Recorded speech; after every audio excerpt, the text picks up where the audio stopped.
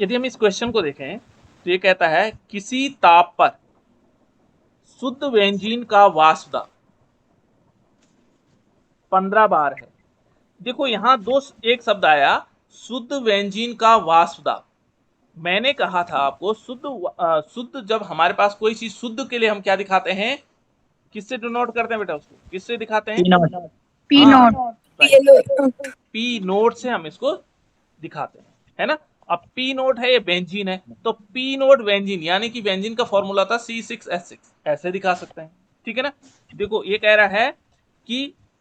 किसी ताप पर शुद्ध बेंजीन का वाष्प दाब 15 बार है, बार उसका मात्रक होता है ना, वायु जो हमारे पास, इसको हम दिखा देंगे इज इक्वल टू 15 बार। हो गया। 1 ग्राम, देखो 1 ग्राम वाष्पशील, यहां पर वाष्पशील है, वाष्पशील विद्युत अनअपघट्य, यानी कि जो विद्युत में अपघटित नहीं होता है, विद्युत अनअपघट्य उसको कहते हैं जो विद्युत में विद्युत धारा के द्वारा अपघटित नहीं होता, अनअपघट्य ठोस को 39 ग्राम बेंजीन में घोला गया। कितना? 1 ग्राम। देखो 1 ग्राम हमारे पास क्या है, यदि हम इसको देखेंगे तो 1 ग्राम क्या है, ये विलेय की मात्रा है, ठीक है। यहां पर क्या है, विलेय की मात्रा, ये बराबर क्या आ जाएगी, ये आएगी 1 ग्राम, केवल 1 ग्राम है ना। और देखो किस में घोला गया, बेंजीन में घोला गया। देखो बेंजीन में घोला गया, बेंजीन की मात्रा कितनी है, 39 ग्राम, ठीक है ना। तो यहाँ पर आ जाएंगे, जो हमारे पास किसकी मात्रा देखनी है, यहाँ पर हमने लेनी है विलायक, या विलायक है इसमें, यहाँ तो ये क्या आ जाएगा, विलायक, इसको विलायक कह सकते हैं, बोलने वाला। और विलायक क्या है, यहाँ पर बेंजीन है, C6H6 है, देखो ये बेंजीन है, इसकी जो मात्रा होगी वो कितनी है, 39 ग्राम। देखो ये मिल गया मेरे, जो अभी मैं क्वेश्चन में देख रहा हूं क्या क्या चीजें हमें दिया हुआ है ना। और उसके बाद कहता है कि प्राप्त विलयन, जो विलयन हमें प्राप्त हुआ है ना, उसका वाष्प दाब 10 बार है। तो मैंने जो विलयन बताया था, विलयन का जो वाष्प दाब था वो क्या था, पी ए मान लीजिए, या पी मान सकते हैं हम इसको, पी, या इसको यहाँ पर सॉल्यूशन भी लिख सकते हैं आप, है ना, सॉल्यूशन। और ये है 10 बार, ठीक है, कितना है, 10 बार। तो बेटा, हाँ, कुछ बच्चों के माइक ऑन है और उनकी घर की बातें भी सारी देश को जा रही है ना, तो उनको ऑफ रखें। तो देखो यहाँ पर हमारे पास दो चीजें हैं, एक तो हो गया शुद्ध अवस्था में हमने देखा कि जो बेंजीन का वाष्प दाब हमने निकाल दिया, दूसरा क्या है, विलयन का भी नहीं मिल गया।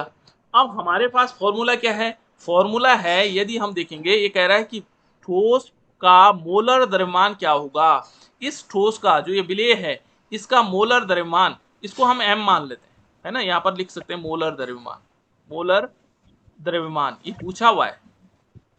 ठीक है ना, इसको m मान लो, कुछ भी मान सकते हैं, कोई दिक्कत नहीं, इसको हमने मान लिया और इसको हमने क्वेश्चन मार्क कर दिया, ये हमें पूछा गया है ना, ये ठोस का मोलर द्रव्यमान। अब यहाँ देखो वाष्प दाब में आपेक्षिक अवनमन किस प्रकार से हमने पढ़ा था, ये पढ़ा था कि P जो हमारे पास था, पी ए मान लीजिए, ए ही लेते हैं, P A naught minus P, है ना, पी ए अपॉन क्या आ जाएगा, P A naught is directly proportional to M, sorry X, ठीक है ना, एक्स ए, ये भी ले इसके मोल प्रभाव की। अब इसमें देखो बेटा, यहां पर हमने क्या करना है, इसकी वैल्यू भी हमें पता है, ठीक है ना, या हम इसको ऐसे भी लिख सकते हैं कि P A naught minus P A upon P A naught is equal to यहाँ पर एक्स ए को हम लिख सकते हैं विलेय के मोलों की संख्या, विलेय के मोलों की संख्या, ठीक है ना, और बटे में क्या आ जाएगा, ये आएगा विलियन की मोलों की संख्या, विलियन की मोलों की संख्या, ठीक है, ये दो चीजें हमें ध्यान। अब हम क्या करेंगे, इसमें हम मान रख सकते हैं, देखो विलेय भी हमें मोल पता है, यहाँ मोल, मोल बराबर क्या होगा, ग्राम में मात्रा बटे अनुभार, ठीक है ना। तो यहाँ पर देखो पहले वैल्यू रख लेते हैं, क्या क्या दिया हुआ है, ये पी ए यानी कि यहाँ पर जो बेंजीन वाला ये दे रखा है 15, ठीक है ना, माइनस पी ए देखो ये सॉल्यूशन वाला 10, ठीक है ना, और बटे में फिर क्या कर देंगे, पी ये दे रखा है, ये भी कितना है 15, ठीक है ना, इज इक्वल टू क्या हो जाएगा, यहाँ पर यदि हम इक्वल करेंगे तो यहाँ क्या होगा, विलेय के मोलों की संख्या, विलेय के मोलों की संख्या विलेय की ग्राम में मात्रा बटे अणुभार, तो विलेय के ग्राम में मात्रा कितना है 1 ग्राम, अणुभार कितना है, इसको मान लीजिए m, ठीक है, यहाँ पर कुछ ना कुछ हमें दिखाना पड़ेगा, m मान लो, x मान लो, जो मानना होगा वहां किनारे आपको लिखना पड़ेगा कि विलेय का अणुभार बराबर ये हमने माना हुआ है, ठीक है ना, किताब के हिसाब से आप लोग देख लीजिएगा। तो ये 1/m हो गया। इसमें देखेंगे फिर क्या होगा, बिलियन के मोलों की संख्या, यहाँ देखो विलियन के मोलों की संख्या, फिर वही कहानी आपको याद आ जानी चाहिए, यहाँ विलियन में एक तो विलेय है और दूसरा विलायक है, ठीक है ना। इसमें यदि हम देखें तो विलेय प्लस विलायक है, विलेय भी है और विलायक भी है, दोनों चीज। यहाँ 39 ग्राम क्या है, बेंजीन है, और उसमें हमें केवल 1 ग्राम जो है क्या मिला हुआ है, विलेय मिला हुआ है, तो ये 1 ग्राम तो नगण्य है, जैसे आप लोगों ने जूस पिलाया वैसी वाली कहानी, यहाँ पर 1 ग्राम है केवल, 1 ग्राम बहुत कम होता है, 39 ग्राम बहुत ज्यादा होता है, इसकी तुलना में तो बहुत कम है। तो हम यहाँ नीचे क्या लेंगे, विलायक के मोलों की संख्या लेंगे, यहाँ देखना पड़ेगा, आपको बताना पड़ेगा कि विलेय के मोलों की संख्या बहुत न्यून है, जिसके कारण हम इसको नगण्य मानते हैं, याद रहेगा। अब यहाँ हमें केवल क्या करना है, विलेय के मोलों की संख्या बतानी, ठीक है ना, तो विलेय के मोलों की संख्या, सॉरी विलायक के मोलों की संख्या बतानी, तो विलायक के मोलों की संख्या कैसे बताएंगे, विलायक का ग्राम में भार, ये देखो ये विलायक है, विलायक का ग्राम में भार है 39, बटे में क्या कर देंगे, विलायक का अणुभार, अणुभार कहां से लाएंगे, अणुभार तो दिया नहीं प्रश्न में कहीं, अणुभार कहां से 78, हाँ 78 गुड 70, C6H6 है ना। यहाँ पर यदि देखेंगे बेटा तो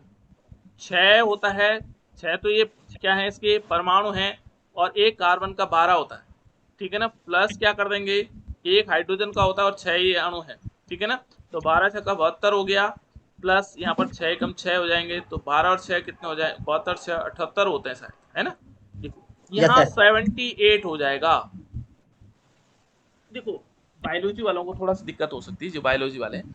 उनको, या कुछ बच्चे हो सकते हैं जानते हो, क्योंकि मैं बायोलॉजी वाला, तो मैं बायोलॉजी के हिसाब से मुझे बहुत प्रॉब्लम आती थी गणित में, है ना। तो देखो बेटा, जो सबसे नीचे है, जब 4 स्टेप ऐसे बन जाए तो सबसे नीचे वाले को सबसे ऊपर, और इस वाले को यहाँ गुणा करना है, ठीक है ना, तो ऐसे हम कर सकते हैं, देखो 1/m हमने ले लिया, ठीक है, और यदि हम देखेंगे तो m के साथ गुणा हुआ 39 और 1 के साथ गुणा हुआ 78, तो ऊपर जाएगा 78 और इसके बटे में आएगा 39। अब करना क्या है, ये वैल्यू हमारे पास देखो 15 में से 10 गया तो 5 ही बचा, है ना, और 5 बटे में 15 आ गया, बराबर क्या हो गया, 1/m हो गया, फिर इंटू 78/39, है ना। यहाँ से यदि देखेंगे तो ये 5 ये ऊपर चले जाएगा m, और ये 5 नीचे आ जाएगा, ये यहाँ क्रॉस मल्टीप्लिकेशन, तो m इज इक्वल टू क्या होगा, m बराबर देखो, m बराबर हमने क्या किया, ये 5 तो यहाँ नीचे आ गया, 15 ऊपर चले गया, तो यहाँ पर आ जाएगा 15/5, देखो ये 15 हमने कहाँ ले गया, इसके ऊपर, ये 5, यदि 15 का गुणा 1 से होगा तो 15 कम 15 ही तो होगा, ठीक है ना, और यहाँ क्या आ जाएगा, 5 नीचे आ जाएगा, और m यहाँ चले गया, ठीक है, इंटू 78/39, 5 दिया 15 होता है ना, और 39 दूना 78 होता है, 3 दूना 6 हो गया, तो 6 क्या है, मोल क्या है, बताओ बताओ, गाय भैंस गधे क्या हो सकते हैं, 6 मोल पर लीटर, ठीक है ना, ये ग्राम में होगा, अरे द्रव्यमान क्या होता है हमेशा ग्राम में तो होता है, यहाँ इसलिए ग्राम लिखेंगे बेटा, इसमें क्या होगा 6 ग्राम होगा। ये हमने क्या निकाला, मोलर द्रव्यमान निकाला, किसका, जो हमारे पास ठोस पदार्थ